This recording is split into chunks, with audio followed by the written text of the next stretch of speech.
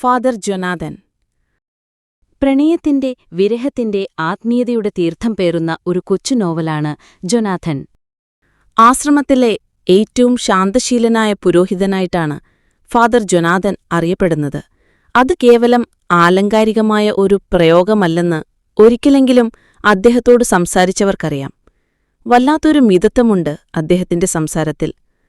14 വർഷത്തെ വൈദിക പരിശീലനം അയാളെ പക്വത വന്നൊരു സന്യാസിയാക്കി മാറ്റിയതുപോലെ തോന്നി. അയാളുടെ ഉള്ളിൽ വലിയൊരു സമുദ്രം ഉറങ്ങുന്നുണ്ടെന്നാണ് അദ്ദേഹത്തിന്റെ നോവിസ് മാസ്റ്ററായ ക്ലെമന്റച്ചൻ ഫാദർ ജൊനാഥനെപ്പറ്റി സഹവൈദികരോട് പറയാറ്. എന്നിരുന്നാലും സഹവൈദികരിലാർക്കും ഫാദർ ജൊനാഥനെപ്പറ്റി ഒരു വിധത്തിലുമുള്ള പരാതികളുമില്ല. ജീവിതത്തിൽ പ്രയാസങ്ങളുണ്ടാകുമ്പോൾ അവർ ആദ്യം ഓടിയെക്കുന്നത് ജൊനാഥന്റെ അടുക്കളേക്കാണ്.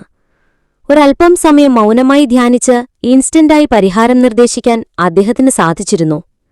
തന്റെ 25-ാം വയസ്സിലാണ് ജൊനാഥൻ വലൻസിലുള്ള ഫോർമേഷൻ ഹൗസിലേക്ക് വന്നത്. വലിയ ഒരു ഫാർമസ്യൂട്ടിക്കൽ കമ്പനിയുടെ ബ്രാസ് പ്രൊവിൻസിലെ റീജിയണൽ മാനേജറായി ജോലി നോക്കുകയായിരുന്നു ജൊനാഥൻ അപ്പോൾ. ഉയർന്ന ശമ്പളമുള്ള ജോലി ഉപേക്ഷിച്ച് അവിചാരിതമായി അയാൾ ഫോർമേഷൻ ഹൗസിലേക്ക് പ്രവേശിച്ചു. ദൈവം വിളിച്ചിട്ടുണ്ടാകുമെന്ന് തീർച്ചയാണ്, അല്ലാതെ ഒരിക്കലും അയാൾക്കിവിടെ എത്തിച്ചേരാനാവില്ല. കാഴ്ചയിൽ 6 അടിയോളം പൊക്കം തോന്നിക്കുന്ന വെളുത്ത സുന്ദരനായ ചെറുപ്പക്കാരൻ. പ്രഥമദൃഷ്ട്യാ ആർക്കും താൽപര്യം തോന്നുന്ന സൗമ്യമായ പ്രാകൃതം. പക്ഷേ അദ്ദേഹത്തിന്റെ കണ്ണുകളിൽ വല്ലാത്തൊരു ഭാരം നിഴലിച്ചിരുന്നു. എന്നിട്ടും അയാൾ തന്നെക്കാളേറെ ക്രിസ്തുവിനെ സ്നേഹിച്ചിരുന്നു. ലോറേറ്റ താഴ്വരയിലെ സ്വർഗം. നിശബ്ദതകളുടെ മനുഷ്യർ അവർ ചോദിക്കാതെ തന്നെ എത്തിച്ചേരുന്നത് ഏകാന്തതയുടെ താഴ്വരകളിലായിരിക്കും. പൗരോഹിത്യം സ്വീകരിച്ച ശേഷം ഫാദർ ജൊനാഥന് ആദ്യത്തെ നിയമനം ലഭിച്ചത് ലോറേറ്റ മലയുടെ താഴ്വരയിലായിരുന്നു. ഇടിഞ്ഞു പൊളിഞ്ഞു വീഴാറായ ശോച്യാവസ്ഥയിലുള്ള ഒരു ദേവാലയമാണ് അവിടെ ഉണ്ടായിരുന്നത്. ലൊറേറ്റ കുന്നിന്റെ മറുവശത്ത് ഒരു തെർമൽ പവർ പ്ലാന്റ് സ്ഥാപിക്കാൻ വേണ്ടി ലൊറേറ്റയിലുണ്ടായിരുന്ന മനുഷ്യരെ അവിടത്തെ പട്ടാള ഭരണകൂടം കുടിയൊഴിപ്പിച്ചു. അതുകൊണ്ടുതന്നെ വിരലിലെണ്ണാവുന്ന ചില വീടുകളിൽ മാത്രമേ ഇപ്പോൾ ആൾതാമസമുള്ളൂ. ജനാധിപത്യ പ്രക്ഷോഭങ്ങൾ പട്ടാള ഭരണകൂടത്തെ മറിച്ചിട്ടപ്പോൾ ലോറേറ്റ തെർമൽ പവർ പ്ലാന്റും വെള്ളത്തിൽ വരച്ച വരപോലെയായി. ലോറേറ്റയിൽ നിന്നും പറിച്ചു നടപ്പെട്ട പ്രദേശവാസികളിൽ ഏറിയ പങ്കും പിന്നീടൊരിക്കലും ലോറേറ്റയിലേക്ക് വരാൻ താൽപ്പര്യപ്പെട്ടില്ല. അല്ലെങ്കിലും മനുഷ്യരേറെക്കുറെ അങ്ങനെ തന്നെയാണ്. ഒരിക്കൽ തങ്ങൾ ഉപേക്ഷിച്ച ഓർമ്മകളിലേക്ക് വീണ്ടും തിരിച്ചുപോകാൻ മനസ്സുകൊണ്ടവരാഗ്രഹിക്കുന്നുണ്ടാവില്ല. സ്വസ്ഥതയും ശാന്തതയുമുള്ള ഒരു ദേശത്ത് തങ്ങളുടെ കുടുംബത്തെ പണിതുയർത്താനാണ് ഓരോ മനുഷ്യനും ആഗ്രഹിക്കുക. എന്നാൽ ഓർമ്മകളോട് വല്ലാത്ത അഭിനിവേശമുള്ള ചില മനുഷ്യരുണ്ട്. തങ്ങൾ ജനിച്ച ദേശം, വളർന്ന വീട്, ഓടിക്കളിച്ച മണ്ണ്, പുഴ ഇവയൊന്നും വിട്ട് നഗരത്തിന്റെ ആധുനികതയിലേക്ക് പറിച്ചുനടാൻ സ്വയം ഇഷ്ടപ്പെടാത്തവർ. മിക്കപ്പോഴും തലയിൽ നരപ്പ് വീണ മധ്യവയസ്കരും വൃദ്ധരുമാണ് തങ്ങളുടെ ഭൂതകാലത്തോട് വല്ലാത്ത പ്രതിപത്തി പുലർത്തുന്നത്.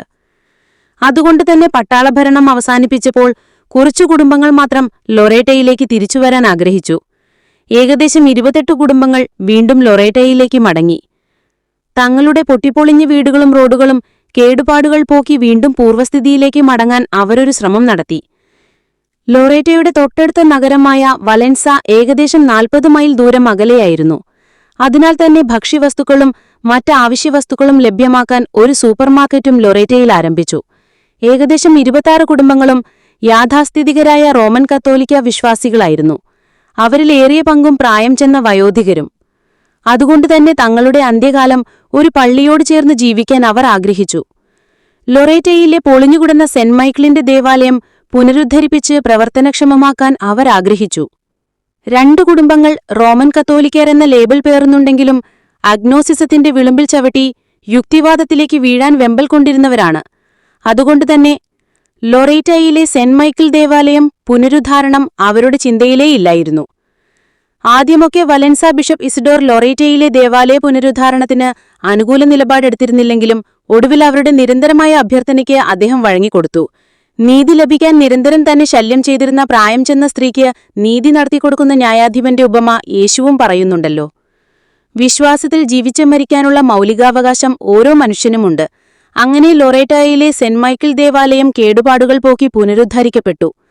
യഥാർത്ഥമായ ദേവാലയം വിശ്വാസികളുടെ ഹൃദയങ്ങളിലാണെന്ന് പറയുന്നത് എത്രയോ അർത്ഥവത്താണ്. ഒരു കൂട്ടം മാലുകളുടെ വിശ്വാസത്തിന്റെ പ്രകടമായ അവതരണമാണ് ഓരോ ദേവാലയം. അവിടെ പ്രതിഷ്ഠിക്കപ്പെടുന്ന ഓരോ ഇഷ്ടിക പോലും വിശ്വാസിയുടെ ജീവിതത്തോട് ബന്ധപ്പെട്ട് രൂപം കൊള്ളണം. അല്ലാത്ത ദേവാലയങ്ങളെല്ലാം വാസ്തുവിദ്യയുടെയും കൊത്തുപണികളുടെയും പ്രൗഢി വിളിച്ചോതുന്ന മ്യൂസിയം പോലെയാണ്. തീർച്ചയായും അവിടെയൊന്നും ദൈവം വസിക്കുന്നുണ്ടാവില്ല. പുതിയ തുടക്കം. ലൊറേറ്റ കേവലം 28 കുടുംബങ്ങൾ മാത്രം അധിവസിക്കുന്ന ഒരു ചെറിയ ഗ്രാമമാണെന്ന് വലൻസായിലെ പുരോഹിതർക്കറിയാമായിരുന്നു. ലൊറേറ്റ കുന്നിന്റെ താഴ്വരയിലുള്ള ഗ്രാമം ചെറുതെങ്കിലും സുന്ദരവും ശാന്തതയുമുള്ളതാണെന്ന് അവർക്ക് നന്നായി അറിയാം. പക്ഷേ അവിടത്തെ മൃതപ്രാണിയായി കിടക്കുന്ന സെന്റ് മൈക്കിളിന്റെ ദേവാലയത്തിൽ ശുശ്രൂഷ ചെയ്യാൻ വൈദികരാരും ആഗ്രഹിക്കുന്നില്ല. ധാരാളം കുടുംബങ്ങളുള്ള നഗരത്തിൽ തന്നെയുള്ള തീർത്ഥാടന കേന്ദ്രങ്ങളാണ് അവരെല്ലാവരും മനസ്സിൽ പ്രതിഷ്ഠിച്ചിരിക്കുന്നത്. ആളും ആരവവും ആഡംബരവും പൗരോഹിത്യത്തിന്റെ പോസ്റ്റ് മോഡേൺ പ്രലോഭനം തന്നെയാണ്. അതിനാൽ തന്നെ ലൊറേറ്റയിലേക്ക് നിയമനം ലഭിക്കാതിരിക്കാൻ അവരെല്ലാവരും ചരടുവള്ളികൾ തുടങ്ങി. രൂപതാമർദ്ദിരത്തിന്റെ സ്വീകരണമുറിയിൽ ആലേഖനം ചെയ്തിരിക്കുന്ന ക്രിസ്തുവിന്റെ വാക്കുകളെ ഇടയ്ക്കൊന്ന് ധ്യാനിക്കുന്നത് ഉചിതമെന്ന് തോന്നുന്നു. നിങ്ങൾ ലോകമെങ്ങും പോയി എല്ലാ സൃഷ്ടികളോടും സുവിശേഷം പ്രഘോഷിക്കുവിൻ. ആരെങ്കിലും അതൊന്ന് വല്ലപ്പോഴും വായിച്ചിരുന്നെങ്കിലേ എന്നറിയാതെ ആഗ്രഹിച്ചു പോകുന്നു. ബിഷപ്പ് ഇസിഡോർ വലിയ ധർമ്മസങ്കടത്തിലായി. ലൊറേറ്റ പോലൊരു പട്ടിക്കാട്ടിലേക്ക് സേവനം ചെയ്യാൻ സന്നദ്ധരല്ലെന്ന് പലരും അദ്ദേഹത്തിന്റെ മുഖത്ത് നോക്കി പറഞ്ഞു. ഇത്രമേധികം കാർക്കശ്യത്തിലേക്കും പിടിവാശിയിലേക്കും നിടനത്തിന് തിരഞ്ഞെടുക്കപ്പെട്ടവർ സുഹൃദക്ഷയമെന്നല്ലാതെ എന്തു പറയാൻ? ഒടുവിൽ നവവൈദികനായ ജൊനാഥനെ നറുക്കുവീണു. ഫാദർ ജൊനാഥൻ തനിക്ക് കിട്ടിയ ദൗത്യം സന്തോഷത്തോടെ ഏറ്റെടുത്തു. തന്നെ ഭരമേൽപ്പിക്കുന്ന കാര്യങ്ങളെ വിശ്വസ്തതാപൂർവ്വം നിറവേറ്റുമെന്ന ഒരു ദൃഢനിശ്ചയം അയാൾക്കുണ്ടായിരുന്നു. അതുതന്നെയാണ് അയാളെ മുന്നോട്ട് നയിച്ചതും. ക്രിസ്തുവിനെ അനുഗമിക്കാനായി ദാരിദ്ര്യം, അനുസരണം, ബ്രഹ്മചര്യം എന്നീ 3 വ്രതങ്ങളും നേർന്നിട്ടാണ് അയാൾ പൗരോഹിത്യത്തിലേക്ക് പ്രവേശിച്ചത്. അതിൽ ദാരിദ്ര്യവും ബ്രഹ്മചര്യവും കേവലം മാനുഷികമായ തൃഷ്ണകളെ നിയന്ത്രിച്ചാൽ ഏതൊരാൾക്കും പാലിക്കാവുന്നതാണ്. എന്നാൽ അനുസരണം എന്ന വ്രതം കാത്തുപാലിക്കാൻ കേവലം മാനുഷിക പ്രയത്നം മാത്രം പോരാ, ദൈവാനുഗ്രഹം കൂടി വേണം. ദൈവകൃപയില്ലാതെ ആർക്കും അനുസരണം പാലിക്കാനാവില്ല. ലൊറേറ്റയിലേക്കുള്ള ആദ്യത്തെ നിയമനം തന്നെ ജൊനാഥന്റെ അനുസരണം എന്ന പുണ്യത്തിന്റെ പ്രകടമായ അവതരണമാണ്. ഒന്നുറപ്പിച്ചു പറയാം, അധികാരികളോട് അനുസരണമില്ലാത്തവർ അതിനാൽ തന്നെ സന്യാസം എന്ന വ്രതത്തിനു വെളിയിലായിരിക്കും. ഫാദർ ജൊനാഥൻ സെന്റ് മൈക്കിൾ ദേവാലയത്തിലെത്തി. ലൊറേറ്റ കുന്നുകളുടെ താഴ്വരയിൽ പച്ചപ്പരവത്താന് വിരിച്ച പുൽമേടുകളിൽ പണിതുയർത്തിയ ഒരു ദേവാലയം. വലിയ ഓക്ക് മരങ്ങളും പൈൻമരങ്ങളും ഇടതുറന്നു നിൽക്കുന്ന ഒരു ചെറിയ വനവും അതിനോട് ചേർന്ന് വളരുന്നുണ്ട്. തെർമൽ പവർ പ്ലാന്റിനായി ഏറ്റെടുത്ത ഭൂമി മുഴുവൻ കാട് കയറി നശിച്ചിരിക്കുന്നു. അന്ന് ലൊറേറ്റയിലുണ്ടായിരുന്ന കെട്ടിടങ്ങളെല്ലാം പൊളിഞ്ഞു വീഴാറായി കിടക്കുന്നു. ലൊറേറ്റയുടെ കിഴക്കുഭാഗത്തായി ഒരു മിലിറ്ററി ഔട്ട്പോസ്റ്റും ഉണ്ടായിരുന്നു. ഒരു കാലത്ത് 3000-ഓളം ആളുകൾ താമസിച്ചിരുന്ന ഒരു ഗ്രാമമായിരുന്നു ലൊറേറ്റ. പ്രൗഢിയെപ്പറ്റി ഇനി പറഞ്ഞിട്ട് എന്തു കാര്യം? ഒരൊറ്റ ദിവസം മതി എല്ലാം കീഴ്മേൽ മറിയാൻ. മനുഷ്യരുടെ ജീവിതത്തിലും ഇതുപോലെ തന്നെയാണ്. കെട്ടിപ്പൊക്കിയതെല്ലാം കീഴ്മേൽ മറിയാനും കല്ലിന്മേൽ കല്ല് ശേഷിക്കാതെ തരിപ്പണമാകാനും ഒരൊറ്റ നിമിഷം മതി. ഓർമ്മകളുടെ അവശേഷിപ്പുകൾ. താഴ്വരയിലെ നിശബ്ദതയോട് സമരസപ്പെട്ടു പോകുന്നതായിരുന്നു ഫാദർ ജൊനാഥന്റെ ജീവിതം. അതുകൊണ്ടുതന്നെ ലൊറേറ്റയിലെ വിശ്വാസികളെക്കാൾ ആ താഴ്വരയുടെ ആത്മാവിനാണ് അയാളെ കൂടുതൽ ഘടാകർഷിച്ചത്.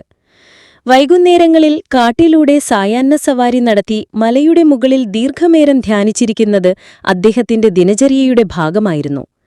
ലൊറേറ്റോയിലെ വിശ്വാസികൾക്ക് ഫാദർ ജൊനാഥനോട് വലിയ ബഹുമാനവും ആദരവുമായിരുന്നു.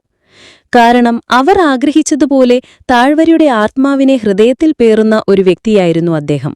അതിരാവിലെ അദ്ദേഹം അർപ്പിക്കുന്ന ഓരോ ദിവ്യബലി പോലും അദ്ദേഹത്തിന്റെ ഹൃദയത്തിൽ തൊട്ടുള്ളവയായിരുന്നു. ദിവ്യബലിയുടെ തുടക്കം മുതൽ കണ്ണടച്ച് കൈകൾ കൂപ്പി ഭക്തിസാന്ദ്രമായിട്ടാണ് അദ്ദേഹം പ്രാർത്ഥിച്ചിരുന്നത്. അന്ത്യ അത്താഴവേളിയുടെ അനുസ്മരണമായ കൂദാശസ്ഥാപക വാക്യങ്ങൾ കണ്ണീരോടെയാണ് അദ്ദേഹം പ്രാർത്ഥിച്ചിരുന്നത്. അതുകൊണ്ടുതന്നെ ഫാദർ ജൊനാഥന്റെ ഓരോ ദിവ്യബലിയും ഓരോ നവ്യാനുഭവമായിരുന്നു. അതെ, ബലിയൊരു അനുഭവമാണ്. ദിവ്യഗുരുവിന്റെ ക്ലേശപൂർണമായ ജീവിതത്തോടൊരു താതാത്മ്യം പ്രാപിക്കൽ. പതിയെ പതിയെ കാലം കടന്നുപോകവേ ലൊറേറ്റയിലെ ആളുകളുടെ മനസ്സിൽ ഫാദർ ജൊനാഥൻ ഒരു വിശുദ്ധനായി മാറിയിരുന്നു.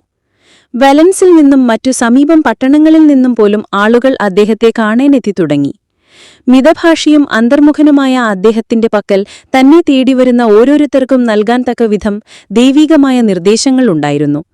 അദ്ദേഹത്തിന്റെ അനിതരസാധാരണമായ നിശബ്ദതയ്ക്ക് കാരണം അദ്ദേഹത്തോടു തന്നെ ചോദിക്കണമെന്ന് പലപ്പോഴും പലരും വിചാരിച്ചെങ്കിൽ പോലും ആരും അതേപ്പറ്റി അദ്ദേഹത്തോട് സംസാരിച്ചില്ല. കാട് കയറി നശിച്ചിരുന്ന പഴയ സിമിത്തേരി വൃത്തിയാക്കി പുല്ലുകളും പൂച്ചെടികളും നട്ടുപിടിപ്പിക്കാൻ മുൻകൈയെടുത്തത് ഫാദർ ജൊനാഥനായിരുന്നു. ഒരിക്കൽ സിമിത്തേരിയിലെ ഒരു മൺകൂനയ്ക്ക് മുൻപിൽ തിരികൾ കത്തിച്ചു പ്രാർത്ഥിക്കുന്ന ജൊനാഥനെ കാണാനിടയായി. പ്രാർത്ഥന ചൊല്ലുന്നതിനിടയിൽ അദ്ദേഹത്തിന്റെ കണ്ണുകളിൽ നിന്നും കണ്ണുനീർ ധാരധാരയായി ഒഴുകുന്നുണ്ടായിരുന്നു. പിന്നീടെന്നും അതേ മൺകൂനയ്ക്ക് മുൻപിൽ അദ്ദേഹം തിരികൾ കത്തിച്ചു പ്രാർത്ഥിക്കുമായിരുന്നു. ഗ്രാമവാസികളിൽ ചിലരെങ്കിലും ഇതിന്റെ പിന്നിലെ രഹസ്യം തേടി നടന്നെങ്കിലും ഫലമുണ്ടായില്ല. പൊട്ടിപ്പൊളിഞ്ഞ് സിമിത്തേരിയായതിനാൽ അതാരുടെ കുഴിമാടമാണെന്ന് ആർക്കും കണ്ടെത്താനും സാധിച്ചില്ല.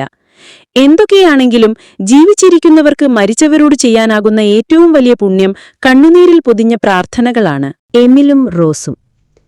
ലൊറേറ്റോയിലെ വിന്റർ കഠിനമാണ്.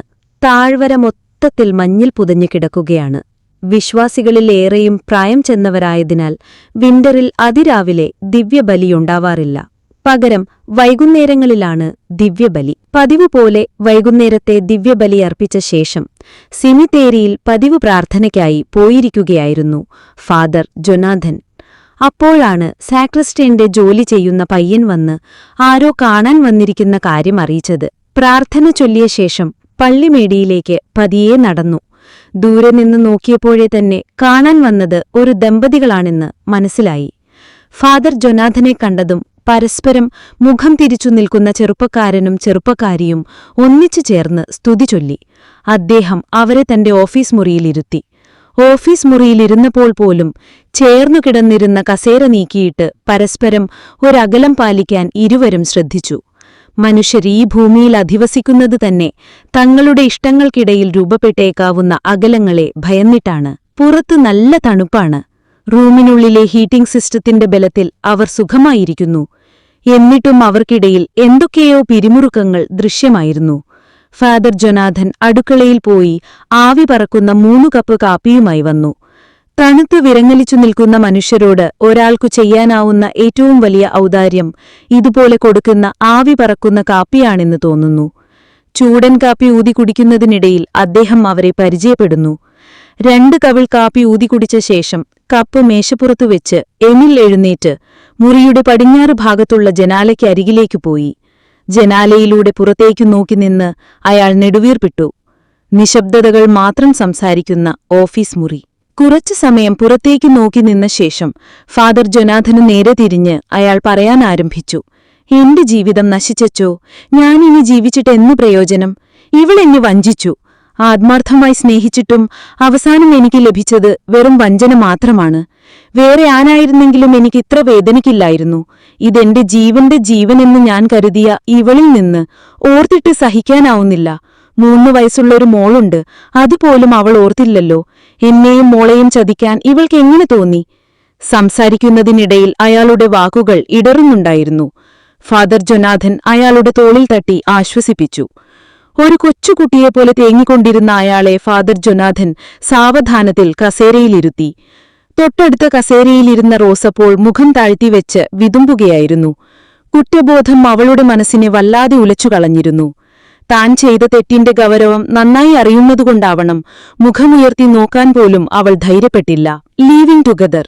ചെറിയൊരു ഉദാസീനത പോലും മരണത്തോളം വിലയുള്ളതാണെന്നറിയുന്നതുകൊണ്ടാവാം ഫാദർ ജൊനാഥൻ അവരുടെ പ്രശ്നങ്ങളിലേക്ക് പ്രാർത്ഥനാപൂർവം കടന്നുചെന്നത്. വാലൻസിലെ പ്രമുഖമായ കമ്പനിയുടെ സൂപ്പർവൈസറായി ജോലി ചെയ്യുന്നയാളാണ് എമിൽ. ഉയർന്ന ജീവിതവും മെച്ചപ്പെട്ട ജീവിത നിലവാരവും പുലർത്തുന്ന സാമാന്യം ഭേദപ്പെട്ട കുടുംബമായിരുന്നു എമിലിന്റെയും റോസിന്റെയും. ശാസ്ത്രമാണ് ദൈവം എന്ന പക്ഷക്കാരനായിരുന്നു എമിൽ. അതുകൊണ്ടുതന്നെ ഒരിക്കലും അയാൾ ആത്മീയ കാര്യങ്ങളിൽ പങ്കെടുത്തിരുന്നില്ല. വാലൻസിൽ ജോലി ലഭിച്ച് 2 മാസങ്ങൾ കഴിഞ്ഞാണ് അയാൾ റോസിനെ കണ്ടത്. വെളുത്തു മെലിഞ്ഞു സുന്ദരിയായ ആ ചെറുപ്പക്കാരിയെ ആദ്യ കാഴ്ചയിൽ തന്നെ എമിലിനെ ഇഷ്ടമായി. ചുറുചുറുക്കുള്ള സമർത്ഥനും സമ്പന്നനുമായ ആ ചെറുപ്പക്കാരനെ റോസിനും ഇഷ്ടമായി. വളരെ പെട്ടെന്നുതന്നെ അവർ ഒന്നിച്ചു ജീവിക്കാൻ ആരംഭിച്ചു. വിവാഹം എന്ന കൂദാശയുടെ മഹത്വത്തെപ്പറ്റിയോ ആ കൂദാശ അനുശാസിക്കുന്ന വിശുദ്ധിയെപ്പറ്റിയോ അവർ തെല്ലും ബോധ്യമുള്ളവരായിരുന്നില്ല. യൂറോപ്പ് മുഴുവൻ ലീവിംഗ് ടുഗദർ എന്ന പോസ്റ്റ് മോഡേൺ ഇല്യൂഷനിൽ മുങ്ങിക്കിടക്കുകയാണ്. അത് സാവധാനത്തിൽ മറ്റു ഭൂഖണ്ഡങ്ങളിലേക്കും വേരുകൾ പടർത്തിക്കഴിഞ്ഞു. കുടുംബത്തിന്റെ പവിത്രത മാനിക്കപ്പെടുന്നുണ്ടോ എന്നത് ചിന്തിക്കേണ്ട വിഷയമാണ്. പാറപ്പുറത്തു വീണ വിത്തിനോടാണ് ഇത്തരം കുടുംബങ്ങളെ ഉപമിക്കാനാവുക. വേഗത്തിൽ വളർന്ന് ബന്ധങ്ങളിൽ ആഴമില്ലാത്തതിനാൽ വാടിപ്പോകുന്ന ദാമ്പത്യങ്ങൾ. പക്ഷേ ഇവർക്കുണ്ടാവുന്ന കുഞ്ഞുങ്ങളുടെ കാര്യമാണ് കഷ്ടം. പരക്കമുറ്റാത്ത പ്രായത്തിൽ കോടതി വരാന്തകൾ കയറിയിറങ്ങി പപ്പയുടെയും മമ്മിയുടെയും ദാമ്പത്യം തകരുന്നതിന് സാക്ഷ്യം വഹിക്കേണ്ടിവരുന്ന നിസ്സഹായരായ കുഞ്ഞുങ്ങൾ. സ്വാർത്ഥത കഴുത്തോളം മൂതിയ മനുഷ്യരായതുകൊണ്ട് സ്വന്തം സുഖങ്ങളെ മാത്രമേ അവർ ഗൗനിക്കാറുള്ളൂ. അതിനിടയിൽ നിസ്സഹായരായി പെട്ടുപോകുന്ന കുഞ്ഞു ജീവനുകളെപ്പറ്റി ആധുനിക മനുഷ്യർ അത്ര ബോധവാന്മാരല്ല. പിന്നെ മജോറിറ്റി ചെയ്യുന്ന കന്നുതരം പോലും പുണ്യമായി വാഴ്ത്തി കാണിക്കപ്പെടുന്ന കാലമാണല്ലോ. പോസ്റ്റ് മോഡേണിസത്തിന്റെ ഏറ്റവും വലിയ അപജയം എന്താണെന്ന് വെച്ചാൽ അതൊരു സ്വാർത്ഥമായ ലോകത്തെ സൃഷ്ടിച്ചു എന്നതാണ്. ഞാൻ എന്റെ സഹോദരന്റെ കാവൽക്കാരനാണോ എന്ന കായേനിക് മനോഭാവം തന്നെ. സാമാന്യം നല്ല രീതിയിൽ തന്നെയായിരുന്നു അവരുടെ ദാമ്പത്യ ജീവിതം മുന്നോട്ടു പോയിക്കൊണ്ടിരുന്നത്. മധുവിധു ആഘോഷിക്കാൻ ആൽപ്സ് പർവ്വതനിരയുടെ താഴ്വലയിലെ അത്യാഡംബര ഹോട്ടലിൽ തന്നെയാണ് റൂം ബുക്ക് ചെയ്തത്. ഷാമ്പെയിനും നൈറ്റ് പാർട്ടികളുമായി അവരങ്ങനെ അടിച്ചുപൊളിച്ചു. അക്കൗണ്ടിലെ അവസാന ചില്ലാക്കാശും കാലിയാകുന്നതുവരെ അവർ അവിടെ ചിലവഴിച്ചു. മധുവിധുവിന്റെ സുവർണ കാലഘട്ടം കഴിയുന്നതിനു മുൻപേ തന്നെ ചെറിയ ചെറിയ സൗന്ദര്യ പിണക്കങ്ങൾ അവർക്കിടയിൽ ഉടലെടുക്കുകയും ചെയ്തു. എങ്ങനെയും പണമുണ്ടാക്കണമെന്നത് മാത്രമായിരുന്നു എമിലിന്റെ പ്രധാന ചിന്ത. അതിനായി ജോലിയുടെ തിരക്കുകൾ പറഞ്ഞ് വീട്ടിൽ വരാതെയായി. മീറ്റിംഗുകൾക്കും മറ്റുമായി അയാൾ വിദേശ രാജ്യങ്ങളിൽ സന്ദർശനം നടത്താൻ തുടങ്ങി. ഷെയർ മാർക്കറ്റുകളിലെ അയാളുടെ നിക്ഷേപങ്ങൾക്ക് മൂല്യമിടിഞ്ഞ് അയാൾ ആകെ സാമ്പത്തികമായി തകർന്നുപോയി. ജീവിതം വല്ലാതെ തകർന്നു തരിപ്പണമായി കിടക്കുന്ന വേളയിലും അയാൾ ഒരു കാര്യവും റോസിനോട് പങ്കുവച്ചിരുന്നില്ല. ഷെയർ മാർക്കറ്റിലെ തന്റെ ഓഹരിയുടെ മൂല്യം ഇടിയുന്നതല്ല, സ്വന്തം വ്യക്തിത്വത്തിന്റെ മൂല്യം നഷ്ടമാകുമ്പോഴാണ് ഒരാൾ യഥാർത്ഥത്തിൽ ദരിദ്രനായി മാറുന്നത്. ദാമ്പത്യത്തിന്റെ മഹത്വം തന്നെ പരസ്പരമുള്ള പങ്കുവയ്ക്കലുകളാണെന്ന് നമ്മുടെ ചെറുപ്പക്കാർ അറിയാതെ പോകുന്നു. വല്ലാത്തൊരു മിഥ്യാബോധം അയാളെ വേട്ടയാടിയിരുന്നു. ആഴമുള്ള സൗഹൃദങ്ങളെ നേടുന്നതിനു പകരം അയാൾ എപ്പോഴും ശ്രമിച്ചത് ആരവങ്ങളിൽ മാത്രം ജീവിതം ഒതുക്കിക്കളഞ്ഞവരുടെ പ്രീതി നേടാനാണ്. എമിലിലുണ്ടായ മാറ്റം റോസിന് പെട്ടെന്ന് തിരിച്ചറിയാൻ കഴിഞ്ഞു. കാരണം മനുഷ്യരിൽ പോസിറ്റീവോ നെഗറ്റീവോ ആയ ഏതൊരു ചെറിയ മാറ്റം പോലും അറ്റന്ന് മനസ്സിലാക്കാൻ സാധിക്കും. ഒരാൾ എത്ര വിളിക്കാൻ ശ്രമിച്ചാലും നിശബ്ദതയുടെ ഏതോ യാമങ്ങളിൽ ഈ ഭൂമി അയാളുടെ രഹസ്യങ്ങളെ അവാച്യമായി വിളിക്കു പറഞ്ഞുകൊണ്ടേയിരിക്കും. നിശബ്ദതയുടെ ആത്മാവിനെ ഭുജിക്കുന്നവർക്ക് ചുറ്റുമുള്ള മനുഷ്യരിലെ ചെറിയ മാറ്റങ്ങൾ പോലും തിരിച്ചറിയാൻ സാധിക്കും.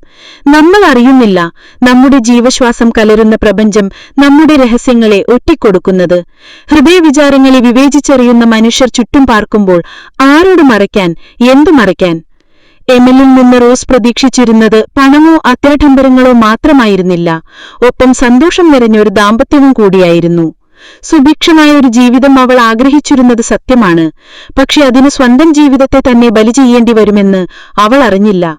പണമുണ്ടാക്കാനിട്ടുള്ള ഓട്ടത്തിനിടയിൽ എമിൽ റോസിനെ ശ്രദ്ധിച്ചതേയില്ല. അയാളൊപ്പം ഇരുന്ന് എന്തെങ്കിലും സംസാരിച്ചിരുന്നെങ്കിലെന്ന് അവൾ ഒത്തിരി ആഗ്രഹിച്ചിരുന്നു. വല്ലപ്പോഴുമെങ്കിലും ഒരു ഡിന്നർ ഔട്ടിന് പോകണമെന്ന് അവൾ ആഗ്രഹിച്ചു. തനിക്കുള്ള ജീവിതം അവളെ വല്ലാതെ വേർപ്പുമുട്ടിച്ചിരുന്നു. അങ്ങനെയിരിക്കെയാണ് റോസ് ഒരമ്മയാവുന്നത്. തങ്ങളുടെ പൊന്നുമകൾ ഒരു സാമ്പത്തിക ബാധ്യതയാണെന്ന് എമിലി പറയുന്നത് വിറപ്പോടും മറപ്പോടും കൂടെയാണ് അവൾ കേട്ടുനിന്നത്. സ്വന്തം കുഞ്ഞ് സാമ്പത്തിക ബാധ്യതയാണെന്ന് പറയുന്നവനെ ഡാഡി എന്ന് വിളിക്കേണ്ടി വരുന്ന കുഞ്ഞിന്റെ ഗതികേടോർക്കുമ്പോഴാണ് വലിയൊരു അതിശയം. ഏതൊരു കുഞ്ഞും ആദ്യം ജനിക്കേണ്ടത് മാതാപിതാക്കളുടെ ഹൃദയത്തിലാണ്. ഹൃദയത്തിൽ രൂപം കൊള്ളുന്ന വിശുദ്ധ വിചാരമാവണം ഉദരത്തിൽ പിറവികൊള്ളാൻ. ഒരാളുടെ വ്യക്തിത്വ വികാസത്തിൽ മാതാപിതാക്കളുടെ പങ്ക് വളരെ വലുതാണ്. കുറ്റബോധം ലവലേശമില്ലാതെ എത്ര മാതാപിതാക്കൾക്ക് പറയാൻ കഴിയും, എന്റെ മക്കൾ ആദ്യം രൂപം കൊണ്ടത് എന്റെ ഹൃദയത്തിലാണ് എന്ന്? ചങ്കിടിപ്പ് കൂടുന്ന വിചാരമാണ്. സ്വന്തം മാതാപിതാക്കൾ പോലും ഹൃദയത്തിൽ സ്വീകരിക്കാത്ത ഒരു കുഞ്ഞിനെ ലോകം സ്വീകരിക്കുമെന്ന് ചിന്തിക്കുന്നത് എന്തൊരു വിരോധാഭാസമാണ്. പ്രതിസന്ധികൾ, പ്രതിവിധികൾ. തുടക്കത്തിൽ ചെറിയ ഇഷ്ടക്കേട് കാണിച്ചെങ്കിലും കുഞ്ഞുണ്ടായപ്പോൾ ജീവിതത്തിൽ ഒരു പുതിയ ഊർജം ലഭിച്ചതുപോലെ തോന്നി എമിലിന്. മകളെ രാജകുമാരിയെപ്പോലെ വളർത്തണമെന്ന് അയാൾ ആഗ്രഹിച്ചു. അതിനായി എളുപ്പത്തിൽ പണമുണ്ടാക്കാനായി ലഹരിമരുന്നുകളുടെ ബിസിനസ്സിലേക്ക് തിരിഞ്ഞു. അയാളുടെ സ്വഭാവം വല്ലാതെ മാറി. രാത്രി പകലെന്നില്ലാതെ സമയം മുഴുവൻ മദ്യപാനവും ലഹരിമരുന്നുകളുമായി സ്വബോധം നഷ്ടപ്പെട്ടവനെപ്പോലെ അയാൾ ചിലവഴിച്ചു. ലഹരിമരുന്നുകളുടെ വിൽപ്പനയ്ക്കും മറ്റുമായി നിരവധി ആളുകൾ വീട്ടിൽ വരാൻ തുടങ്ങി. അയാൾ ഉള്ളപ്പോഴും ഇല്ലാത്തപ്പോഴും ആളുകൾ വീട്ടിൽ വന്ന് ശല്യമായി. അത്തരക്കാരോട് സംസാരിക്കാൻ പോലും റോസിന് വെറുപ്പും പേടിയുമായിരുന്നു. എങ്കിലും കുറച്ചു നാളുകൾക്കുള്ളിൽ അവരിൽ കുറച്ചുപേരുമായി റോസ് സൗഹൃദത്തിലായി. ചിന്തകൾ വഴിതെറ്റുന്ന ഏതൊക്കെയോ സമയത്ത് അവളും വെറും മെറ്റീരിയലിസ്റ്റിക് ചിന്തകൾക്ക് വെളിപ്പെട്ടു. മാറ്റി നിർത്തേണ്ട വഴിവിട്ട സൗഹൃദത്തെ അവളറിയാതെ തന്റെ കുടുംബത്തിന്റെ സ്വകാര്യതയിലേക്ക് വലിച്ചിഴച്ചു. അവരുടെ കുടുംബജീവിതത്തെ ശിഥിലമാക്കാൻ മാത്രം വീര്യമുള്ള ദുഷിച്ച സൗഹൃദങ്ങൾ മാത്രമായിരുന്നു അവ. അനുചിതമായ ഈ ബന്ധം എമിൽ നേരിട്ട് കാണാനിടയായി. ആത്മാഭിമാനം നഷ്ടപ്പെട്ടതുപോലൊരു തോന്നലാണ് അയാൾക്കുണ്ടായത്. രണ്ടുപേരെയും കൊല്ലണമെന്ന് അയാൾ വിചാരിച്ചെങ്കിലും അതിനുപോലുമുള്ള ശക്തി അയാൾക്ക് നഷ്ടപ്പെട്ടിരുന്നു. അവരുടെ കഠിനമായ ദിനങ്ങൾ അവിടെ തുടങ്ങുകയായിരുന്നു. റോസുമൊത്ത് ഇനി ഒരിക്കലും മനസ്സുകൊണ്ട് ഒത്തുപോകാനാവില്ലെന്ന് അയാൾ ഉറച്ചു. ഇതൊന്നും അറിയാതെ ശാന്തമായി ഉറങ്ങുകയായിരുന്നു അവരുടെ കുഞ്ഞുമകൾ അപ്പോൾ. ആത്മഹത്യ ചെയ്യാനുള്ള ധൈര്യമില്ല, മുന്നോട്ട് ജീവിക്കാനുള്ള പ്രതീക്ഷയുമില്ല. ഇങ്ങനെ ജീവിതം വഴിമുട്ടി നിൽക്കുന്ന സമയത്താണ് അയൽവാസികളിൽ ആരോ ലൊറേറ്റയിലെ ഫാദർ ജൊനാഥനെപ്പറ്റി പറഞ്ഞത്. പ്രശ്നങ്ങൾക്ക് പരിഹാരമൊന്നും പ്രതീക്ഷിച്ചല്ല, തങ്ങളോട് പറഞ്ഞയാളോടുള്ള സ്നേഹത്തെ പ്രതിയാണ് മകളെ അവരെ ഏൽപ്പിച്ച് അവർ ലൊറേറ്റയിലേക്ക് യാത്ര തിരിച്ചത്. പിറ്റേ ദിവസം തങ്ങളിലൊരാൾ മടങ്ങിവന്ന് കുഞ്ഞിനെ കൊണ്ടുപോയിക്കൊള്ളാമെന്ന് പറഞ്ഞാണ് അവർ യാത്രയായത്. അവർ പറഞ്ഞ കാര്യങ്ങളെ സൂക്ഷിച്ചു കേട്ടിരുന്ന ഫാദർ ജൊനാഥൻ രണ്ടുപേരുടെയും മുഖത്തേക്ക് മാറി മാറി നോക്കി. ഏതൊരു കുടുംബജീവിതത്തിലും ഉണ്ടാവാൻ സാധ്യതയുള്ള ഒരു അപകടമായിട്ടാണ് ഫാദർ ജൊനാഥന് അവരുടെ പ്രശ്നം തോന്നിയത്. റോസ് ചെയ്ത തെറ്റ് കുടുംബജീവിതത്തിന്റെ വിശുദ്ധിയെ ഇല്ലാതാക്കുന്നതാണെങ്കിലും ഒരു മാനുഷിക പരിഗണന അവൾ അർഹിക്കുന്നതായി അദ്ദേഹത്തിന് തോന്നി. റോസ് തന്നെ ചതിച്ചല്ലോ എന്ന ചിന്തയാണ് അയാളിൽ പിരിമുറുക്കങ്ങൾ സൃഷ്ടിച്ചതെങ്കിൽ തനിക്ക് തെറ്റുപറ്റിപ്പോയല്ലോ എന്ന കുറ്റബോധമാണ് റോസിനെ വേട്ടയാടുന്നത്. ഒന്ന് ഏറ്റുപറഞ്ഞ് കെട്ടിപ്പിടിച്ച് കരഞ്ഞാൽ തീരാവുന്ന പ്രശ്നങ്ങളെ അവർക്കിടയിലുള്ളൂ എന്ന് ഫാദർ ജൊനാഥന് നന്നായിട്ടറിയാം. പക്ഷേ അതിന് മനസ്സ് കാണിക്കാത്തിടത്തോളം കാലം അവർക്കിടയിലെ അകലം കൂടുക തന്നെ ചെയ്യും. റോസിനെ ഇനി ഒരിക്കലും തന്റെ ഭാര്യയായി കണ്ട് സ്നേഹിക്കാൻ പറ്റില്ല എന്നും എമിൽ തീർത്തു പറയുന്നു. റോസിന് വേണ്ടത്ര പരിഗണന കൊടുക്കാത്ത കാര്യവും തന്റെ ലഹരി ഉപയോഗവും കൂട്ടുകെട്ടുകളും തെറ്റായിരുന്നു എന്ന അവബോധം അയാൾക്കുണ്ട്. പക്ഷെ തന്നെ ചതിച്ചവിടെ സ്വീകരിക്കാൻ കഴിയില്ല എന്ന നിലപാടിൽ തന്നെ ഉറച്ചു നിൽക്കുകയാണ് എമിൽ. ഇതെല്ലാം കേട്ട് വിങ്ങിപ്പൊട്ടുകയായിരുന്നു റോസ് അപ്പോൾ. ഒരു നിമിഷത്തെ ബുദ്ധിശൂന്യതയ്ക്ക് തന്റെ ജീവിതത്തോളം വിലയുണ്ടാകുമെന്ന് അവൾ അറിഞ്ഞിരുന്നില്ല. അല്ലെങ്കിൽ അവൾ ഒരിക്കലും അവിശ്വസ്തത കാണിക്കില്ലായിരുന്നു. പാപം നമ്മളെ വിഴുങ്ങാനായി പാമ്പിനെ പോലെ നമ്മുടെ വീട്ടുപടിക്കൽ കാത്തുകിടക്കുന്ന കാര്യം നമ്മൾ അറിയുന്നില്ല. സാഹചര്യങ്ങൾ ഒരുക്കിത്തന്ന് നമ്മളെ കൊത്തിവലിക്കാനായി അത് പതിയിരിക്കുന്നു. വിവേകമുള്ളവർ വീഴാതെ നടക്കുന്നു, എങ്കിലും ഏറിയ പങ്കും വീണുപോകുന്നു. ദൈവാനുഗ്രഹമില്ലാതെ പോകുന്നതാണ് ഈ തലമുറയുടെ ശാപം. നിങ്ങൾ അരയന്നങ്ങളെ കണ്ടിട്ടുണ്ടോ? കുറേയേറെ നേരം സംയമനത്തോടെ നിശബ്ദമായിരുന്നതിനു ശേഷം ഫാദർ ജൊനാഥൻ അവരോട് ചോദിച്ചു. തങ്ങളുടെ ജീവിതവും അരയന്നവും തമ്മിൽ എന്തു ബന്ധമെന്ന രീതിയിൽ വിചിത്രമായ ഭാവത്തോടെ അവർ ഫാദർ ജൊനാഥനെ നോക്കി. അദ്ദേഹം തുടർന്നു. പ്രണയത്തിന്റെ സിമ്പലായി കവികളും ചിത്രകാരന്മാരും വരച്ചുവെച്ചിരിക്കുന്നത് ചുണ്ടോട് ചുണ്ടു ചേർത്ത അരയന്നങ്ങളെയാണ്. രണ്ടരയന്നങ്ങൾ ഒരു ശീൽക്കാര ശബ്ദത്തോടെ ചുണ്ടുകൾ ചേർത്ത് നിൽക്കുന്നത് കാണാൻ മനോഹരമാണെങ്കിലും കേൾക്കാൻ അരോചകമാണ്. എന്നിട്ടും കവികൾ അവയെ പ്രണയാർദ്രമായി വർണ്ണിക്കുന്നത് എന്തുകൊണ്ടായിരിക്കാം? അരയന്നങ്ങൾ മോണോഗമസിൽ പെടുന്നവയാണ്. ഒരു ഇണയെ മാത്രം സ്നേഹിക്കുന്നവരാണ്.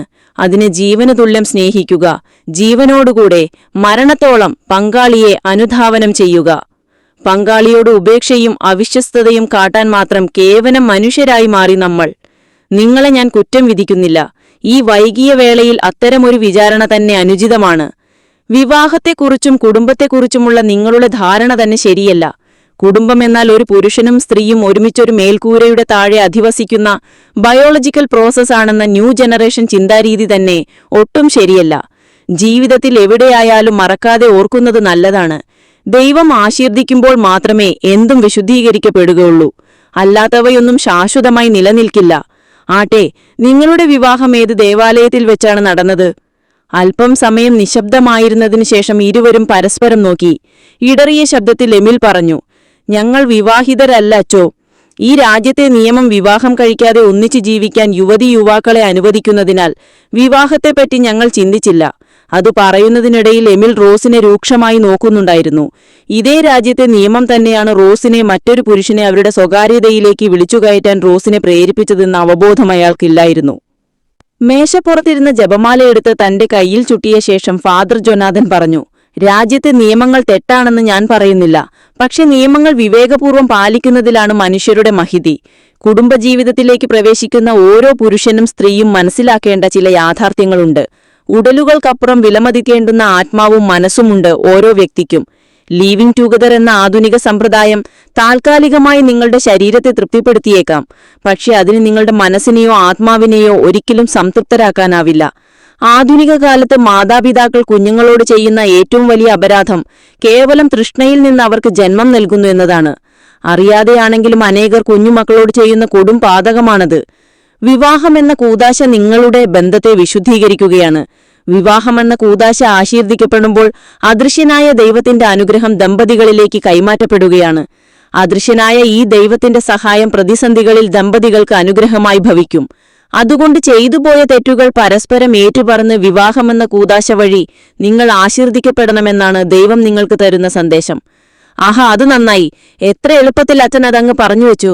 നഷ്ടം എപ്പോഴും എനിക്ക് മാത്രം. എനിക്കിനി ഇവളെ സ്വീകരിക്കാനാവില്ല. എല്ലാം നഷ്ടപ്പെട്ട് ആത്മഹത്യ ചെയ്യേണ്ടി വന്നാലും ഇനി ഇവളെ സ്വീകരിക്കാൻ എനിക്കാവില്ല. അല്പം ദേഷ്യം കലർന്ന സ്വരത്തിൽ എമിൽ പറഞ്ഞു. അച്ഛനൊരു പുരോഹിതനല്ലേ, അവിടെ സ്വീകരിക്കണം, പൂവിട്ട് പൂജിക്കണം എന്നൊക്കെ അച്ഛന് പറയാം. അങ്ങനെയൊന്നും സ്വീകരിക്കാൻ ഒരു പുരുഷനും കഴിയില്ലല്ലോ. അച്ഛന്മാർക്ക് കല്യാണം കഴിക്കാത്തതുകൊണ്ട് ഇതിന്റെ ബുദ്ധിമുട്ട് മനസ്സിലാവത്തില്ല. എമിലിന്റെ പരുഷമായ സംസാരം കേട്ട് ഫാദർ ജൊനാഥൻ ശാന്തമായി ഒന്ന് പുഞ്ചിരിച്ചു. നീ പറയുന്നത് ശരിയാണ് എമിലെ. നിനക്കുണ്ടാകുന്ന നഷ്ടത്തിന്റെ കണക്കുകൾ ലോഹയും ഇട്ട് അത്തറും പൂശി നടക്കുന്ന ഈ പാതിരിക്ക് മനസ്സിലാവില്ല. താൻ പറഞ്ഞത് അനുചിതമായ കാര്യമാണെന്ന് മനസ്സിലാക്കിയ എമിൽ സൂത്രത്തിലൊരു ക്ഷമാപണം നടത്തി. അച്ചോ, ഞാനത് ആ അർത്ഥത്തിൽ പറഞ്ഞതല്ല. അച്ഛന് വിഷമമായെങ്കിൽ സോറി. ഫാദർ ജൊനാഥന്റെ മുഖത്ത് തെല്ലും ഭാവവ്യത്യാസമില്ല. അദ്ദേഹം തന്റെ മുന്നിലിരുന്ന വേദപുസ്തകം തുറന്ന് അതിൽ നിന്നും എന്തോ ചിലത് മൗനമായി വായിച്ചു. തുടർന്ന് വേദപുസ്തകം അടച്ചുവെച്ച ശേഷം ഫാദർ ജൊനാഥൻ തുടർന്നു. ദാമ്പത്യം എന്നത് ഒരാൾ നേട്ടമുണ്ടാക്കുന്ന പ്രക്രിയയാണെന്ന് ആരാ നിങ്ങളോട് പറഞ്ഞത്? അവിടെയാണ് നിങ്ങൾ തെറ്റിപ്പോയത്. ദാമ്പത്യം ലാഭനഷ്ട കണക്കുകൾ നിരത്തുന്ന വെറും ബിസിനസ് പ്രക്രിയ മാത്രമാകുമ്പോഴാണ് കുടുംബം തകർന്ന് തരിപ്പണമായി പോകുന്നത്. പങ്കാളിയിൽ നിന്ന് എനിക്ക് എന്തു കിട്ടുമെന്നല്ല, എനിക്ക് എന്താണ് എന്റെ പങ്കാളിക്കായി കൊടുക്കാനുള്ളത് എന്ന ചിന്തയുണ്ടാകുമ്പോഴാണ് സന്തുഷ്ടമായ ഒരു കുടുംബം രൂപം കൊള്ളുന്നത്. ഞാനൊരു കാര്യം നിങ്ങളോട് ചോദിക്കട്ടെ.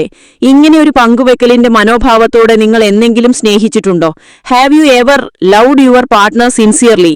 അങ്ങനെയൊരു ചോദ്യം അവരുടെ മനസാക്ഷിയെ ക്ഷതമേൽക്കാൻ പോന്നതാണെന്ന് അവർക്ക് ഇരുവരും അറിയാം. അതുകൊണ്ട് തന്നെ നിശബ്ദത കൊണ്ട് അതിനെ മൂടിവെക്കാനാണ് അവർ ശ്രമിച്ചത്. അവരുടെ മുഖത്തെ ദൈന്യം നിറഞ്ഞ നിശബ്ദത മനസ്സിലാക്കി ഫാദർ ജൊനാഥൻ പറഞ്ഞു. ഒരിക്കലും നിങ്ങളെ വ്യക്തിപരമായി വേദനിപ്പിക്കാൻ ചോദിച്ചതല്ല. നിങ്ങളെ വിധിക്കാനും എനിക്ക് അവകാശമില്ല. കാരണം ദൈവത്തിന്റെ അനന്തമായ കരുണ ഒന്നുകൊണ്ട് മാത്രമാണ് ഞാനിപ്പോൾ നിങ്ങളുടെ മുന്നിലായിരിക്കുന്നത്. ഈ വിശുദ്ധ വസ്ത്രവുമിട്ട് ഇവിടെ ലൊറേറ്റയുടെ താഴ്വാരയിലൂടെ യഥേഷ്ടം സഞ്ചരിക്കുമ്പോൾ ഞാൻ എത്രമാത്രം ദൈവത്തോട് കൃതജ്ഞതയുള്ളവനാണെന്ന് നിങ്ങൾക്കറിയുമോ? എന്റെ ജീവിതകഥ എത്രമാത്രം നിങ്ങൾക്ക് പ്രയോജനം ചെയ്യുമെന്നറിയില്ല. എങ്കിലും ദാമ്പത്യത്തിലെ ലാഭനഷ്ട കണക്കുകൾ നിരത്തുന്ന നിങ്ങൾ എന്റെ ഈ കഥയൊന്ന് കേൾക്കുന്നത് നല്ലതാണ്. വളരെ കൗതുകപൂർവ്വം അവർ ഫാദർ ജൊനാഥൻ പറയുന്നത് കേൾക്കാൻ തയ്യാറായി. എടുത്തുവെച്ച കാപ്പി വെള്ളത്തെ തണുത്തതുകൊണ്ട് കിച്ചണിൽ പോയി വീണ്ടും ആവി പറക്കുന്ന കാപ്പിയുമായി വന്നു ഫാദർ ജൊനാഥൻ. ചൂടുകാപ്പി 2 കവിൾ ഊതി കുടിച്ച ശേഷം ഫാദർ ജൊനാഥൻ പറയാൻ ആരംഭിച്ചു. നിഗൂഢതകൾ ചുരുളഴിയുന്നു. ഒരു സമ്പന്ന കുടുംബത്തിലെ ഏക ആൺതരിയായിരുന്നു ജൊനാഥൻ. ഒരു പ്രഭുകുടുംബത്തിന്റെ തായ്വേരുകളിൽ പെട്ടതായിരുന്നു ജൊനാഥന്റെ അപ്പൻ വില്യം ബെൻഡിക്. പുറം രാജ്യങ്ങളിലേക്ക് കയറ്റുമതി നടത്തി സാമ്പത്തികമായി അവരുടെ കുടുംബം അഭിവൃദ്ധിപ്പെട്ടു. ആവശ്യത്തിലധികം സമ്പത്ത് കുമിഞ്ഞുകൂടിയപ്പോൾ വില്യം ആദ്യം തിരുസഭയെയും പിന്നെ ദൈവത്തെയും വീടിനു പുറത്താക്കി പടിയടച്ചു പിണ്ടം വെച്ചതാണ്. ജൊനാഥന്റെ അമ്മ ഭക്തയും സാധുവായ ഒരു സ്ത്രീയായിരുന്നു. ബില്യപ്പിന്റെ കൊടും ക്രൂരതകൾ അധികം കാണാൻ നിൽക്കാതെ അവർ ഈ ലോകത്തോട് യാത്ര പറഞ്ഞു. തന്റെ മകൻ ജൊനാഥനും ഒരു വലിയ വ്യവസായിയായി കാണാൻ വില്യം ആഗ്രഹിച്ചു. അതുകൊണ്ടുതന്നെ ദൈവമില്ലാതെ വളരുന്നതാണ് പണമുണ്ടാക്കാൻ വേണ്ടുന്ന ആദ്യ കടമ്പ എന്ന തിരിച്ചറിവിൽ കുഞ്ഞു ജൊനാഥന് അയാൾ വാങ്ങി നൽകിയത് നാസ്തികതയുടെ മുടിചൂടാ മന്നന്മാരായ ഫ്രെഡറിക് നീഷയുടെയും കാൾ മാർക്സിന്റെയും ലുഡ്വിഗ് ഫോയബായുടെയും പുസ്തകങ്ങളാണ്. വായിച്ച പുസ്തകങ്ങൾ അയാളെ ഒരു ദൈവനിഷേധിയാക്കി. അയാളുടെ മുറിയുടെ ചുവരിൽ കോറിയിട്ട വാക്യം മാത്രം മതി അയാൾ ഏതവസ്ഥയിലായിരുന്നു എന്നറിയാൻ. അതിപ്രകാരമായിരുന്നു: Unconsciously and involuntarily man created God. First, then consciously and voluntarily God created man. ദൈവത്തെ ടൈമിനും സ്പേസിനും ഇടയിലായി ചുരുക്കുന്ന മനുഷ്യൻ എത്തിപ്പെടാവുന്ന ഏറ്റവും വലിയ വിപത്താണിത്. സ്നേഹത്തിന് സമർപ്പണം. ആവശ്യത്തിലധികം പണമുണ്ടായിരുന്നതുകൊണ്ടുതന്നെ കൂട്ടുകാരുടെ പ്രിയപ്പെട്ടവനായിരുന്നു ജൊനാഥൻ. കോളേജ് ലൈഫ് ശരിക്കും ആസ്വദിക്കുകയായിരുന്നു ആ ചെറുപ്പക്കാരൻ. ജയപരാജയങ്ങൾ ഒരിക്കലും അയാളെ പേടിപ്പെടുത്തിയില്ല. മദ്യവും മയക്കുമരുന്നുമെല്ലാം സേവിച്ച് കോളേജിൽ ഒരു ചെറിയ അധോലോകം അയാൾ തന്നെ സൃഷ്ടിച്ചിരുന്നു. സെന്റ് അഗസ്റ്റീനെ പരാമർശിക്കുന്നത് ഉചിതമാണെന്ന് തോന്നുന്നു. കാർത്തേജിൽ പഠിച്ചിരുന്ന കാലത്ത് മനിക്കേയിസത്തിന്റെ കയത്തിൽ മുങ്ങിത്താണ അഗസ്റ്റിന് പിടിവള്ളിയായത് വിശുദ്ധ ആംബ്രോസിന്റെ പ്രസംഗങ്ങളാണെങ്കിൽ ജൊനാഥന്റെ ജീവിതത്തിൽ പിടിവള്ളിയായത് ജൂലിയ എന്ന പെൺകുട്ടിയായിരുന്നു. കോളേജ് പഠനകാലത്താണ് ജൊനാഥൻ ലൊറേറ്റയെ സ്വദേശിനിയായ ജൂലിയയെ പരിചയപ്പെടുന്നത്. ആദ്യ കാഴ്ചയിൽ തന്നെ ആർക്കും ഇഷ്ടം തോന്നുമാറ് അത്ര ശാലീനതയും സൗന്ദര്യവും അവൾക്കുണ്ടായിരുന്നു. ലൊറേറ്റയിലെ സെന്റ് മൈക്കിൾ ദേവാലയത്തിൽ ഒരു മാലാഖയെപ്പോലെ പാറിക്കളിച്ചു വളർന്നതാണവൾ. ജീവിതത്തിൽ യാതൊരുവിധ ലക്ഷ്യബോധമില്ലാതെ ചരടുപൊട്ടിയ പട്ടം പോലെ പാറിക്കളിക്കുകയായിരുന്നു ജൊനാഥനപ്പോൾ. കാണപ്പെടുന്ന ദൈവങ്ങളെന്ന് വാഴ്ത്തപ്പെടുന്ന മാതാപിതാക്കൾക്കും കുഞ്ഞുങ്ങൾക്കും ചെയ്യാവുന്ന ഏറ്റവും വലിയ ദ്രോഹമാണ് തെറ്റായ അവബോധം കൊടുക്കുക എന്നത്. മാനിപ്പുലേറ്റഡായ കാര്യങ്ങൾ തലച്ചോറിലെത്തിയാൽ അതുതന്നെ മതി ഒരാളുടെ ജീവിതം നശിക്കാൻ. എന്തുകൊണ്ട് അവൻ ഇങ്ങനെ അവൾ ഇങ്ങനെയെന്ന് ചോദിച്ച് അതിശയപ്പെടുന്നവർ ഇങ്ങനെ ഒരു അപകടത്തെപ്പറ്റി ചിന്തിക്കുന്നത് ഉചിതമായിരിക്കും. പലപ്പോഴും പലരും നശിച്ചുപോകുന്നത് അവരറിയാതെ തന്നെയാണ്. ജൂലിയയുമായുള്ള സൗഹൃദം അവനെ മനുഷ്യത്വം നിറഞ്ഞ മനുഷ്യനാക്കി. അവളുടെ അടുത്ത് അവന് വല്ലാത്തൊരു കംഫർട്ട് സോൺ ഉള്ളതായി അവന് തോന്നി. പതിയെ പതിയെ അവൾ മാത്രമായി അവന്റെ ലോകം. അവളോടൊത്തുള്ള ഓരോ നിമിഷവും അവന് ഏറ്റവും പ്രിയപ്പെട്ടതായി തോന്നി. സ്നേഹിക്കുന്നതിന്റെയും സ്നേഹിക്കപ്പെടുന്നതിന്റെയും ആനന്ദം ആദ്യമായി അവനറിഞ്ഞു. നാസ്തികത വെറും കൺകെട്ട് വിദ്യ മാത്രമാണെന്നും അവനു തോന്നി. ശാസ്ത്രബോധത്തിന്റെ വീമ്പുകറഞ്ഞ് അഭിമാനിക്കുമ്പോൾ തന്നെ മരണത്തെപ്പറ്റി ചോദിച്ചാൽ അത് മൗനം ഭജിക്കുന്നു. ആത്മാർത്ഥമായ സ്നേഹത്തിന്റെ നിർവചനങ്ങൾ നൽകാൻ അശക്തമാണ് താൻ പൊടിച്ച നാസ്തികത എന്നയാൾ തിരിച്ചറിഞ്ഞു. ഒരാൾ ദൈവത്തിൽ വിശ്വസിക്കേണ്ടത് എന്തിനെന്ന് ചോദിച്ചാൽ ഇപ്പോൾ അയാൾ പറയും, പ്രതീക്ഷയോടെ ഈ ജീവിതം ജീവിച്ചു തീർക്കാൻ തലയ്ക്ക് മുകളിൽ ഒരു ദൈവമുണ്ടായേ തീരൂ. സ്നേഹത്തിന്റെ ഭാഷയിൽ മാത്രമേ ദൈവത്തെ നിർവചിക്കാനാവൂ. ഒരു കാര്യം വ്യക്തമായി പറയാം, ആത്മാർത്ഥമായി ഒരു തവണയെങ്കിലും സ്നേഹിക്കുകയോ. ഉടഞ്ഞുപോയ സ്വപ്നങ്ങൾ. തനിക്ക് ഏറ്റവും ഇഷ്ടപ്പെട്ടവരുടെ ജീവിതത്തിൽ ദുരന്തങ്ങൾ വിതയ്ക്കുന്നവനെന്നൊരു ദുഷ്പേര് പണ്ടുമുതലേ പേറുന്നവനാണ് ദൈവം. അവന്റെ പദ്ധതികൾ മനസ്സിലാക്കാനും അതിനോട് വിധേയത്വം പുലർത്താനും അവന്റെ തന്നെ അനുഗ്രഹം കൂടിയേ തീരൂ. വളരെ സന്തോഷത്തോടെ ജൊനാഥനും ജൂലിയയും ജീവിതത്തെ സ്നേഹിച്ചു തീർക്കുന്നതിനിടയിലാണ് ഒരാക്സിഡന്റിൽ ജൂലിയ മരണപ്പെടുന്നത്. ശരീരത്തിലൂടെ ഒരു വൈദ്യുത പ്രവാഹം കടന്നുപോകുന്നതുപോലെ തോന്നി ജൂലിയയുടെ മരണവാർത്ത കേട്ടപ്പോൾ ജൊനാഥന്. ജൂലിയയുടെ വേർപാടിനോട് പൊരുത്തപ്പെടാൻ ഒരു കാലത്തും അയാളുടെ മനസ്സിന് കഴിയില്ലെന്ന് അയാൾക്ക് വ്യക്തമായി അറിയാമായിരുന്നു. തിരിച്ചു കിട്ടില്ലെന്നറിഞ്ഞിട്ടും ഒരു കൊച്ചു കുഞ്ഞിനെപ്പോലെ അയാൾ അവളുടെ മൃതദേഹത്തിനു മുമ്പിലിരുന്നു വിതുമ്പി. താൻ ഏറ്റവും സ്നേഹിക്കുന്ന തന്റെ ജീവന്റെ പാതിയായ പ്രിയപ്പെട്ടവൾക്ക് ലൊറേറ്റയിലെ സിമിത്തേരിയിൽ വെച്ച് യാത്ര ചൊല്ലി പിരിഞ്ഞ ശേഷം എല്ലാം നഷ്ടപ്പെട്ടവനെപ്പോലെ മനസ്സു മരവിച്ചാണ് അയാൾ മടങ്ങിപ്പോയത്. അവന്റെ മനസ്സിൽ അവളുണ്ടാക്കിയ സ്പേസ് അത് ശൂന്യമായി കടക്കുകയാണ്. ആ സ്പേസ് മറ്റെന്തെങ്കിലും കൊണ്ട് നികത്താനാവാത്തിടത്തോളം കാലം അവളുടെ വേർപാടിൽ നിന്നും അവനൊരു മോചനമില്ല. വേർപാടിന്റെ നോവറിയണമെങ്കിൽ ഒരിക്കലെങ്കിലും ഹൃദയം കൊണ്ട് നിങ്ങൾ സ്നേഹിക്കണം. തന്റെ പ്രിയപ്പെട്ടവരുടെ വേർപാടിന് ശേഷം ജൊനാഥൻ മരണത്തോളം ആഴമുള്ള നിശബ്ദതയിലേക്കു വഴുതി വീണു. കണ്ണുനീരിന്റെ പരിമിതികൾ അയാൾ തിരിച്ചറിഞ്ഞു. കമ്പനിയിലെ ജോലിക്കു പോകണമെന്ന ചിന്ത തന്നെ അയാൾക്ക് നഷ്ടപ്പെട്ടു. ഇനി ജീവിക്കുന്നതിൽ അർത്ഥമില്ലെന്ന ചിന്ത അയാളെ വല്ലാതെ വേട്ടയാടി. ഈ വേദനിപ്പിക്കുന്ന ഓർമ്മകളിൽ നിന്നും രക്ഷ നേടാൻ ആത്മഹത്യയാണുചിതമായ മാർഗമെന്ന് അയാൾ സ്വയം വിലയിരുത്തി. ചിന്താശേഷി നഷ്ടപ്പെട്ട ഒരു മനസ്സിന് ഏറ്റവും ഉചിതമായി തോന്നുന്ന എളുപ്പമാർഗമാണ് ആത്മഹത്യ. മരിക്കുന്നതിനു മുമ്പ് ലൊറേറ്റയിൽ പോയി ജൂലിയയെ ഒന്ന് കാണണമെന്ന് അയാൾക്ക് തോന്നി. അയാളുടെ ജീവിതത്തെ തന്നെ മാറ്റിമറിച്ച ഒരു യാത്ര. ജൂലിയയുടെ കുഴിമാടത്തിനു മുമ്പിൽ കുറേയേറെ സമയം അയാളിരുന്ന് കരഞ്ഞു. അവളുടെ ഓർമ്മകൾ ഒരു സിനിമയിലെന്ന പോലെ അയാളുടെ മനസ്സിൽ തെളിഞ്ഞു. ഓർമ്മിക്കാൻ ആഗ്രഹിക്കാത്ത ഓർമ്മകളിലൂടെ കടന്നുപോകേണ്ടി വരുന്നത് ക്രൂരമെന്ന് പറയാതിരിക്കാൻ കഴിയില്ല. അവളുടെ ചാരത്ത് പ്രാർത്ഥിച്ചുകൊണ്ടിരിക്കെ ആത്മഹത്യ എന്ന ചിന്ത തെറ്റാണെന്ന ബോധ്യം അയാൾക്കുണ്ടായി. പക്ഷെ ആത്മഹത്യയല്ലാതെ മറ്റെന്ത് എന്നതിന് അയാൾക്കുത്തരമില്ലായിരുന്നു. ജൂലിയയുടെ സ്ഥാനത്ത് മറ്റൊരു സ്ത്രീയെ സങ്കൽപ്പിക്കാൻ ഒരിക്കലും അയാൾക്ക് കഴിയുമായിരുന്നില്ല. ദൈവഹിതം. കലങ്ങിയ കണ്ണുകളുമായി അയാൾ എത്തിയത് യൗസെ പിതാവിന്റെ രൂപത്തിനു മുമ്പിലാണ്. അവിടെ വെച്ചാണ് അയാൾ ആദ്യമായി അവളെ തന്റെ ജീവിതത്തോട് ചേർത്തുവയ്ക്കാൻ തീരുമാനമെടുത്തത്. അതേ രൂപത്തിനു മുമ്പിൽ കുറേയേറെ നേരം അയാൾ പ്രാർത്ഥിച്ചു. മുമ്പെപ്പോഴൊക്കെ അയാൾ ആ രൂപത്തിനു മുമ്പിൽ വന്ന് പ്രാർത്ഥിച്ചോ അന്നെല്ലാം അവൾ അയാളുടെ ചാരത്തുണ്ടായിരുന്നു. അതേ സന്നിധിയിൽ അയാൾ മാത്രമായി. കണ്ണു നിറഞ്ഞ് നദി പോലെ ഒഴുകുന്ന ഓർമ്മകൾ. ആ നല്ല ഓർമ്മകളിൽ മുങ്ങിക്കുളിച്ച് അയാൾ ഒരു പുതിയ മനുഷ്യനായി മാറുകയായിരുന്നു.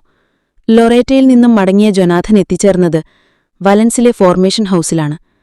ജൂലിയോട് പുലർത്തിയ വിശ്വസ്തത പൗരോഹിത്യത്തോടും പുലർത്തുമെന്ന ദൃഢനിശ്ചയം അയാൾക്കുണ്ടായിരുന്നു. അവളുടെ ദീപ്തമായ ഓർമ്മകളാണ് അയാളെ മുന്നോട്ട് നയിച്ചത്. അയാളുടെ പ്രാർത്ഥനകളിലെല്ലാം അവൾ ഓർമ്മിക്കപ്പെട്ടിരുന്നു. കണ്ണുനീരോടെ അയാൾ അർപ്പിച്ച ഓരോ ദിവ്യബലിയിലും ക്രിസ്തുവിന്റെ അനന്തമായ സ്നേഹത്തോടൊപ്പം അവളുടെ ആത്മാർത്ഥ സ്നേഹത്തെയും അയാൾ അനുസ്മരിച്ചിരുന്നു. അവൾക്കുവേണ്ടി പ്രാർത്ഥിക്കാത്ത ഒരു ദിവസം പോലും പിന്നീട് അയാളുടെ ജീവിതത്തിലുണ്ടായിട്ടില്ല. ലൊറേറ്റയുമായി വല്ലാത്തൊരു ആത്മബന്ധം ഫാദർ ജൊനാഥനുണ്ടായിരുന്നു. അതുകൊണ്ടുതന്നെ ബിഷപ്പ് ഇസിഡോറിന്റെ കയ്യിൽ നിന്നും ലൊറേറ്റയിലെ ദേവാലയത്തിൽ നിയമനം ലഭിച്ചത് തന്നെ ഒരു ദൈവനിയോഗമായി അദ്ദേഹത്തിന് തോന്നി. ജൂലിയ ഓടിക്കളിച്ചു വന്ന ഗ്രാമം, അവരുടെ ദേവാലയം, അവൾ ഉറങ്ങുന്ന മണ്ണ്, സ്വന്തം ഓർമ്മകളെ വിശുദ്ധീകരിക്കാൻ അവയോട് സമരസപ്പെടാൻ ഒരവസരമായിരുന്നു അത്. അവളുടെ ഓർമ്മകൾക്ക് മുമ്പിൽ തിരിതെളിച്ച് എന്നും അദ്ദേഹം ഹൃദയമുരുകി പ്രാർത്ഥിച്ചു. അങ്ങനെ പതിയെ പതിയെ അദ്ദേഹം തന്റെ ഓർമ്മകളുടെ വലയത്തിന് വെളിയിൽ കടന്നു. ഇനി ഓർമ്മകൾക്ക് അദ്ദേഹത്തെ വേട്ടയാടാനാവില്ല. ഫാദർ ജൊനാഥന്റെ കഥ കേട്ടുകഴിഞ്ഞപ്പോൾ തങ്ങളോട് തന്നെ വല്ലാത്ത വെറുപ്പും കുറ്റബോധവും തോന്നി എമിലിനും റോസിനും. സ്നേഹരാഹിത്യത്തിൽ ജീവിക്കുന്നതാണ് ഏറ്റവും വലിയ ദുർവിധിയെന്ന് അവർ തിരിച്ചറിഞ്ഞു. ഒരിക്കൽ ഇടറിപ്പോയവർക്ക് വീണ്ടും തിരിച്ചുവരാൻ കഴിയില്ലായിരുന്നുവെങ്കിൽ ഞാനിപ്പോൾ നിങ്ങളുടെ മുമ്പിൽ ഇങ്ങനെ ഇരിക്കില്ലായിരുന്നു. ഇടറിപ്പോയ, ഇടറി വീഴാൻ സാധ്യതയുള്ള മനുഷ്യരെ നെഞ്ചോട് ചേർത്തുപിടിച്ച് സ്നേഹിക്കുന്നതുകൊണ്ടാണ് എനിക്ക് ക്രിസ്തുവിന്റെ സഭയോട് ഇത്രയും സ്നേഹം, ആത്മാഭിമാനത്തോടെ ഫാദർ ജൊനാഥൻ പറഞ്ഞു. ഈ സഭയെ ക്രിസ്തു സ്നേഹിച്ചത് തന്നെ മണവാട്ടിയെപ്പോലെയാണ്. ക്രിസ്തുവിന് സഭയോടുള്ള സ്നേഹം പോലും ഒരു വൈവാഹിക ബന്ധത്തോടാണ് താരതമ്യം ചെയ്തിട്ടുള്ളത്.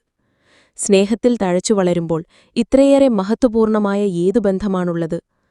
ലീവിംഗ് ടുഗെദർ എന്ന ആധുനിക സമ്പ്രദായം പഴയ എപ്പിക്യൂറിയൻ ജീവിതത്തിന്റെ ക്യാപ്സ്യൂൾ രൂപമാണ്. അതിനൊരിക്കലും ഒരാളുടെ ആത്മീയ ഭൗതിക ചേതനങ്ങളെ പരിപോഷിപ്പിക്കാനാവില്ല. ദൈവം നിങ്ങളെ സ്നേഹിക്കുന്നു. ദൈവം ആശീർദിക്കുമ്പോൾ മാത്രമേ എന്തും വിശുദ്ധീകരിക്കപ്പെടുകയുള്ളൂ. രാത്രിയേറെ വൈകിക്കഴിഞ്ഞിരുന്നു. മനസ്സിൽ നിറഞ്ഞിരുന്ന നിശബ്ദത രാത്രിയുടെ